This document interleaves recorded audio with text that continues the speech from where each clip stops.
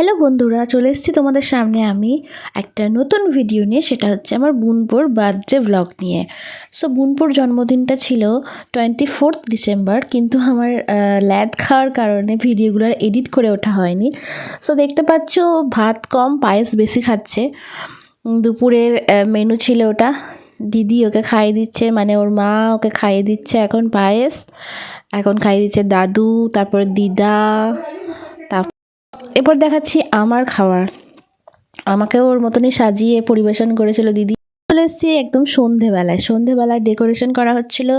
মধু, আমি, মা, সঙ্গীতাদি সবাই মিলে আমরা বেলুন ফোলাচ্ছিলাম।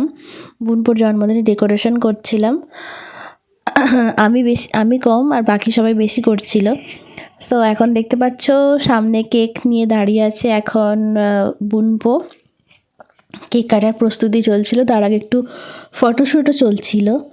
আমার কেকটা দেখে আমার তো জাস্ট দারুণ লাগছিল। এটা ছিল হোয়াইট ফরেস্ট কেক। ওপরে চকলেটটা তো আমি আগে হামলা করে খেয়ে নিয়েছিলাম, তোমাদের ওটা আগেই জানিয়ে দিলাম। সবাই মিলে এখন বার্থডে সেলিব্রেট করছিলাম বোনপোর। Happy birthday to you, happy birthday to you, happy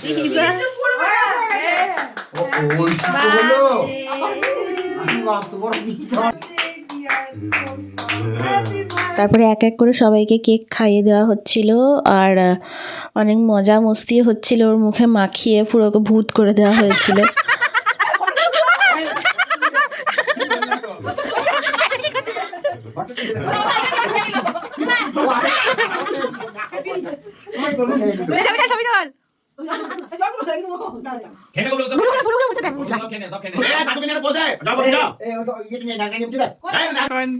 দাদু কি মুচি দিচ্ছে, ঠাকুর কি করছে রে?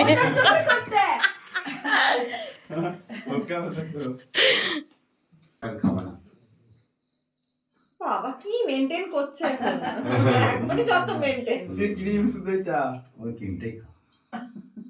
দাদু গালে লাগছে না। হ্যাঁ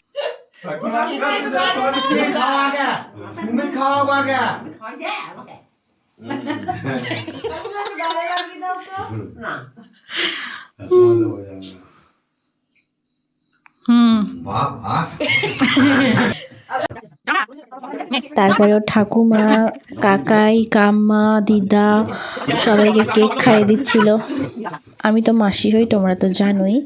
আর ছিল মধু, ওর ভাই হয়, আর দিশা। সবাই মিলে আমরা কেক খাইয়ে দিচ্ছিলাম। তারপরে চলে যাচ্ছে একদম রাতের মেনুতে।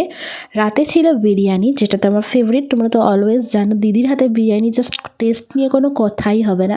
সো দেখা হচ্ছে নেক্সট কোনো ভিডিওতে আমরা বিরিয়ানি খাই। ততক্ষণ তোমরা ভিডিওটা লাইক আর শেয়ার করে দাও। Thank you so much for watching this video. Take care, bye by.